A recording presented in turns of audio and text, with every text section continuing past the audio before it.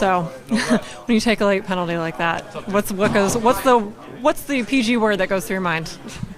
I don't know. It's more embarrassment than anything. Kind of let your team down. It's just kind of disappointing. Usually I'm a guy who kind of keeps my cool or kind of doesn't react to those kind of things. So it's just more, I was even like surprised by myself. So I was just kind of disappointed in myself. And then the next game, was that kind of you were thinking about it too much or not thinking about it enough? What was that about? Yeah, next night was just kind of a little softer call, kind of tough line change, I guess.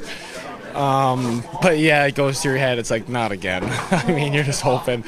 I was pretty upset, obviously, again, but it was huge to get the 2 points. I mean, that was a lifesaver for me. That was huge, and then next game to finish strong was awesome.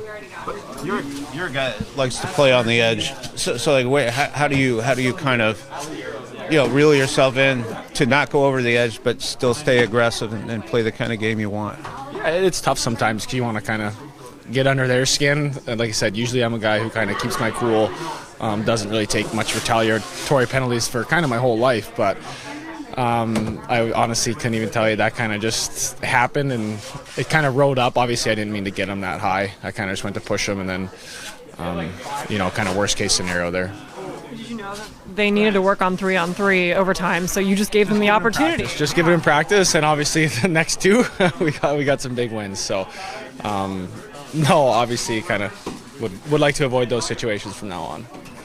Carson, you're in a little different spot than last year. You're basically in the lineup, and you know you're going to be, even with a, let's call it a mistake like that. So how does that feel to be able to know that you can have something like that happen and you're still in? It's nice that there's some trust there. Obviously, you don't want to get too many of those because that cost us the game. Ultimately cost us kind of 2 points. So you definitely want to avoid those situations, but it's nice they still have trust in me for, to come back and have 2 bounce-back games. Fan of advanced analytics, you two have been one of the top shutdown defensive pairings in the league for almost a lot of the season. Do you take pride in that? Yeah, I think that's something me and Borgs definitely take pride in. That's kind of our role on the third pair there. Obviously, he's been chipping in offensively too. I like to think we can kind of both do that. But yeah, that's kind of our bread and butter is when we can lock it down. A lot of offense comes from playing good defense. You guys are facing San Jose next. Obviously, that means Erik Karlsson. Sure, everybody's a scoring threat, but as a defenseman, what do you have to sort of keep track of when facing a guy who really likes to jump in and try to create offense like that? Yeah, it's hard when he's a defenseman.